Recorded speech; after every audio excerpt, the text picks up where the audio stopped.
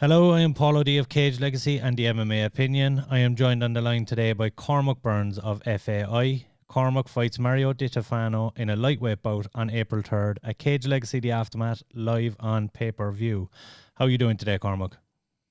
I'm not too bad. Not too bad. How's yourself? I'm doing very well, thank you very much. I do have to ask, I suppose, to kick things off, how is training going, given everything that's going on and with the lockdowns, etc., over the course of the last year? How has it been putting a training camp together for this one? It actually hasn't been too bad. The Fed Academy have a lot of talent and an elite squad already up there. Yeah. There's already a lot of pro fighters who's already in camp. There's Cage Warriors in 2 weeks. There's Brave in 3 weeks, and then Cage Legacy in 4 weeks. Yeah. So there's so much fighters already training. So the elite bubble's been amazing. So it has. So it actually hasn't been too bad. Yeah. For being in lockdown. Yeah, and I do want to touch on the event itself. You like you mentioned it there, 4 weeks time. What for you is the significance of this event, given that in 2020 there was no event in Ireland, and it's coming back, and it's coming back with such a huge card. I think it's massive for the sport, especially in Ireland. There isn't much good shows about nowadays. So it's amazing to see, especially from an amateur scene. It's only really been pro shows. Yeah. So it's good to have amateur MMA back on the scene. And something to really look forward to. I think my point of view on it. It's given me more time to train. I think that's the only positive outlook you can really have with having no shows. It's given me more time to improve. And just you have to keep telling yourself that, don't you? True. So, tell me a little bit how you got started in your background and how you ended up with Team FAI. I originally started off at PHK about 2.5 years ago.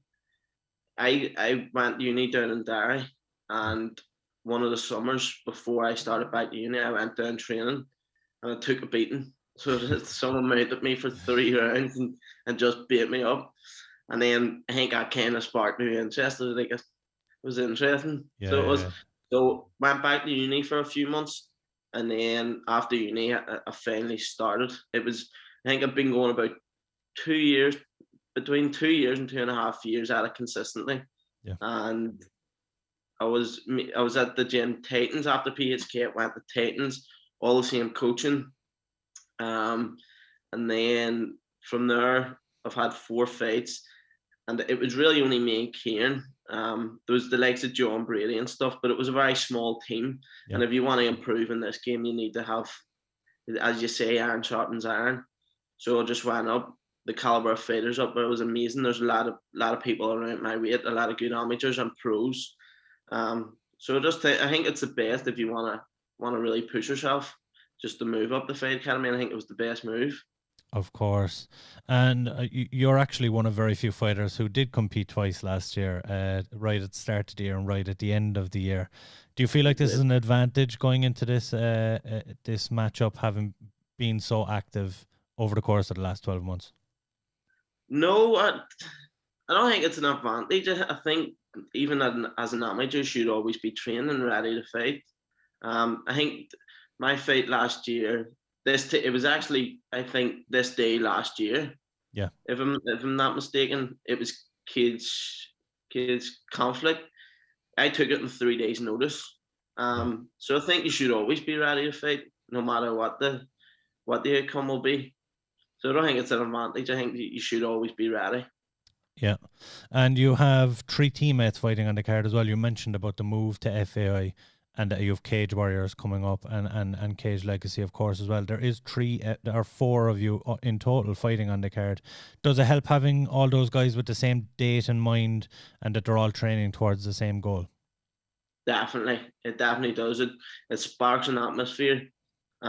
Especially the biggest one in the gym, Paul Hughes at the minute, and see when he's training. I don't know if you've seen any of the clips on Instagram of him after sparring or anything. That he just brings a whole different energy into the gym. Yeah, and I think it's amazing to see. But it's good that there is so much fighters up there that have competitions coming up, and it is good to be surrounded by them. Of course, and we actually spoke to Troy Gibson as well, and he was of the same opinion. He's moved to FAI quite recently. It seems to be that a lot of the Northern Ireland fighters are making that transition over to FAI, and there's kind of a bit of a super team growing there. Yeah, the caliber of fighters up there is unbelievable. And the coaching as well. Pat and Liam, they're so, I don't know, they have a really good connection. I have a real good connection still with my old coaches from the other gym. We're very good friends. But just as a fighter, they have a bond. Yeah. I can't really explain it, but like even if you have a bad day sparring with someone, you'll send Pat or Liam a wee message, and they always send you a wee. It's a wee motivational message back, just saying that the rounds are always going to be hard. There's just something there, and I think it can bring out the best, if that makes sense. Of course, yeah. I do have to touch on your opponent as well, Mario. He's a prospect out of SPG Ireland. Have you seen much of him, and what are you expecting from him?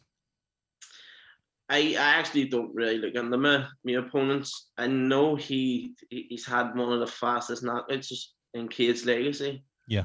I think he comes from a kickboxing or a K1 background, and that's really all I know about him, to be honest with you. Yeah. I don't look in the much detail into the people I'm fighting. I'm gonna go in there and do my game plan and what my coaches want me to do. So I think it's a waste of time looking into anything that they're putting on social media or any of the previous fights, because I'm expecting that he's going to be improved from his previous fights as well.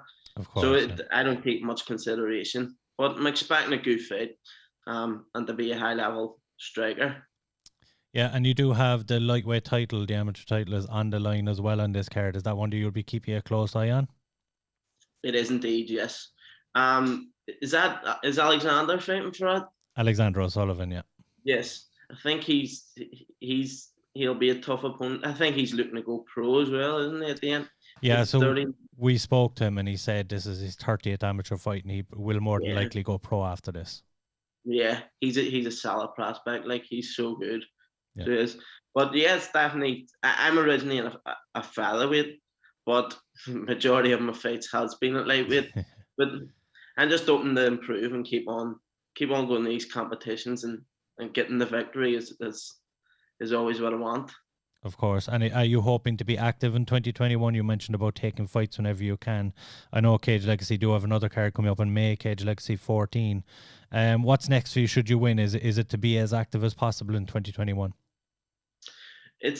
I'll talk to Liam and Pat and then see what they think. After every fight, I would like to improve in certain areas where I probably lacked.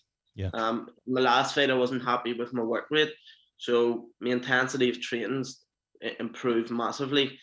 So after every fight, I'll look to improve in a certain area, and if I think it's enough time to improve the areas I want to improve, then yes, but it will be to stay active this year. Very good. And we like to ask all the fighters that are coming on as well to tell us something we don't know about them. So what don't we know about Cormac Burns? I don't know. What do you not know about me? What do you want to know? We don't know lots. Generally something about you that's kind of outside of MMA that the fans might not know. They might not know. Do you have a background in any other sport or anything? You put me on the spot here. I boxed when I was when I was like 10 to 12. I boxed and then left. So it's always been combat sports, really? Yeah, played hurling and Gaelic as well, and a wee bit of soccer or football, whatever you want to call it. But hurling and Gaelic was probably the biggest I was into as a kid, and I touched in boxing as a kid as well. Very good. Just for a soundbite, Cormac, why should we tune into your fight specifically on April 3rd? Because I'm going to put on a very good show. It's going to be interesting.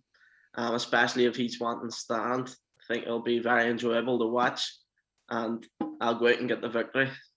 Very good.